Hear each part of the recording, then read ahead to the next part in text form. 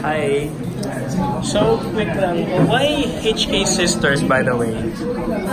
Kasi po, initial po siya ng mga names namin. Siya po si Hannah Corinne and I am Harake.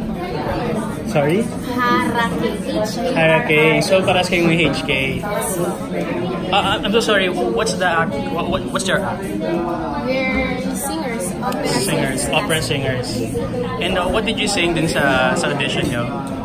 We sang Fate of Me from the Phantom of the Opera. How long have you been parang singing like as a duo? More than 2 years. More than 2 years. Ano ba ito talagang dati kayong individual singers at talagang dahil sisters kayo, you plan to be a duo na lang and perform?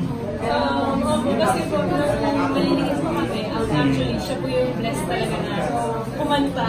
So, ako po, bilang si panganay, naingit po ako. Then, doon na po nagsimula na I started working hard na nanonood ako sa YouTube. And then, I'm crying pag hindi ko nagawa yung kanta. So, ayun po. Then, yung motivation ko po noon is kailangan may do it kami na maganda. Sorry, how old are you? I'm 17. And you are? I'm 16. 16. Isang taon lang agad niya. Less than daw po sa akin. Mga 8 months. Why opera? Well, kasi po, it's classy. It's classy. And ano po siya eh, it's out of the ordinary. Parang, Exactly, yeah. Ngayon po kasi masyadong pop, masyadong R&B. So, we're looking for something more challenging for us. Na parang, the genre is old, but we are not old. Like, gusto ko namin We wanted to bring parang new flavors. Okay. Were you influenced by your parents? Are you part of a musical family? O sino nag-influence sa inyo para to be in opera? Si ano po, yung sa side po ng papa namin, si Lolo po kasi, pag, alam niyo po yung sa mga probinsya, pag yung may hinaharana, si Lolo po namin nadance, siya po yung kakanta, tapos siya po magigitara. Tapos, then nag-compose po siya ng mga sarili niyang kanta. Tapos sa side naman po ni Mama, si Mama naman po dancer. So, mag-artsy po naman yun as a whole. So you're part of a musical family pala. Pero when did you start parang singing opera songs?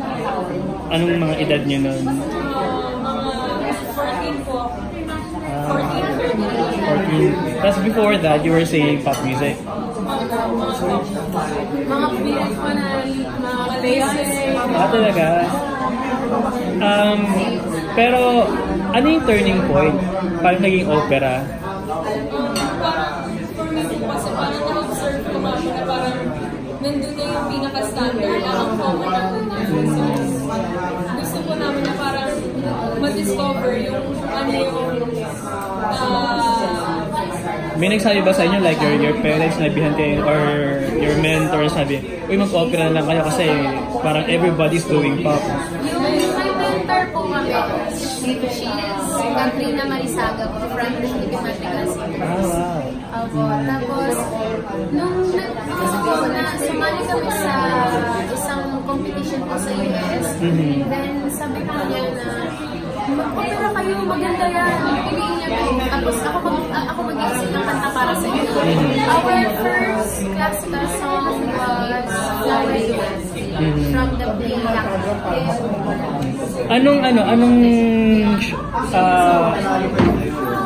anong show yun yung nasa US, sinalihan nyo? World Championships of Performance. Okay, we ko. W ko. it was 2017 po and we're proud kasi po she garnered 7 medals, I garnered 9 medals and Dami kasi po ang nangyari parang 5 songs each solo and then 5 songs sa duet so 15 songs po all in all so parang awa ng Diyos, nanalo din po ako as Junior Grand Champion po of the world.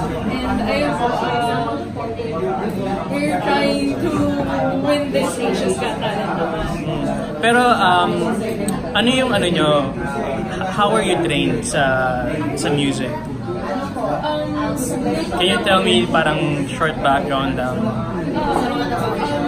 Nung maliliit po kami, part po kami sa isang church choir, and then school choir po kami. And then, ayun din po, at the same time, we're self-taught. Until nung sumali po kami ng ano po, yung parang diniscover na po namin na mag-isa yung kung ano yung timbre dapat ng kung ano yung timbre ng boses namin, ano yung talaga yung timpla namin, and then nung sumali na po kami sa mga doon na po na simula na nag-voice coach. So wala talaga yung professional training. So yun yung member, pero meron kayong mentor. Para lang po na sa international competition. Kasi yun po yung first ever namin na competition. So after that, ito na yung Asia's Got Talent na. Why of all competition? Bakit diretso kayo Asia's Got Talent? Diba normally yung iba, they would join the local competition first before joining the Asia's Got Talent? Alam mo kasi, dito po, di ba po may marami po auditions sa network na gano'n, sa network na gano'n. Ano pa, nagtatry naman po kami, kaso po kasi, ang sinasabi po sa amin na, okay, thanks, magaling kayo, we will call you back. Tapos sa kakantay po namin, dami ng months, dami ng dumaan na taon, hindi na kami tatawagan. Tapos po, one time, sabi ni mama sa amin, alam niyo po yung nag-joke lang sa mga kumakain ko sa amin, anak, bakit hindi kayo pang-local, pang-international kayo? Then, that's the time na we tried sa US. Tapos po, pag sa US, sabi namin, naalaman po namin na may auditions po sa Asia's Got Talent. Sabi ni mama, tara, try na natin. Pero yung audition nyo sa Manila, di ba? Tama ba? So can you parang take us to the audition process dito sa Manila? Teka lang. Di ba sabi niya sa taga-province kayo? Manila po. Manila, pero yung lola mo sa anong province niya? Yung lola ko po sa mother side, sa Dumaguete po. Dumaguete. Sa father side po sa Aklan po sila. Pero talaga, dito kayo sa Manila lumaki? Alright, so yeah, can you tell me about the audition process? Nakakatawa po siya. Kasi po, sa sobra po namin ginagawa na sobrang dami sa school, may research pa, ang dami po talaga. So, yung Sunday po na yun, nakita ni mama sa Facebook na may audition. Sabi namin, Pwede para ano? 11 a.m. po talaga ang hali. So, parang wala kaming balak na pumunta. Ganito sabi ni mama, tara punta lang tayo kung sakali. Malay nyo, makuha kayo. Tapos pumayag po kami kasi circle na rin yun, baka makapasyal-pasyal na rin. And ang nangyari po, nakapunta kami dun 3 p.m. na. Tapos nakakatawa po dun kasi po, wala pa po kaming vocalization, wala kaming practice. Walang prepared na so. Parang saling lang talaga. Parang, sige, try lang. Pero pagod talaga kayo. Tapos, nakakatawa po dun kasi yung iba pa po pala dun sa mga nauna sa amin, 5 a.m. na po pala nandun. Naliya tuloy kami na parang, hello, oh my God. May parang it's only misa para sa inyo talaga yun. Di ba? Sabi na kahit anong situation, para sa iyo, para sa iyo. So, ano yung perform yung audition yung sa Phantom of the Opera? Ano po, yung flower duet. So, what was the comment? Ang pinaka-comment po sa amin na aalala ko is, opera song po is napakahirap. Lalo na po pag gagawin na duet or chorus. So, natuwa po sila kasi nalagpasan namin yung hirap na yun. And then, ang ganda daw po ng blending namin, harmonization namin na yung hindi pong malilito ka kung sino yung kumakanta ng melody sa second. Lalo na daw po sa age namin.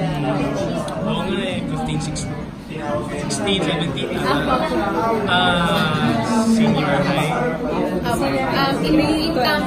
Incoming. Graduating. Pero, what's the big dream? Anong big dream nyo pala? Like, as musicians? Kasi parang nakita ko kayo, di ba, yung parang sabi ko kanina, yung audition yung parang biglaan lang. So I'm thinking, you have other plans pa aside from performing? Ako po talagang nakastick ako sa music kasi po kahit sa college ko, currently aiming for that scholarship sa School of Music namin. And then, Philippine Women's Team. Pareho. Opo, pareho. And then, ayun po, ako po gusto ko po talagang maging professional artist. And at the same time, magsa-sideline na magtuturo as host. And then, baka magtuturo sa university. Castillo. Castillo. C-A-S-T-I-L-L. So, right now, you're part of parang one of the finalists na. So, how does it feel na parang you're carrying the Philippine flag like the rest of them? Sobrang pressure and nakaka-proud kasi ano po, dala niyo yung flag tapos alam niyo po yun yung feeling na ang galing talaga, ang galing ng mga Pinoy, ang galing ng Pilipino. Tapos naging parte kami nito ng batch na to na iniwawagayway namin yung pamilya ng Pilipinas. Ano yung pinaka na-receive yung feedback from the judges na hindi nyo malilimutan?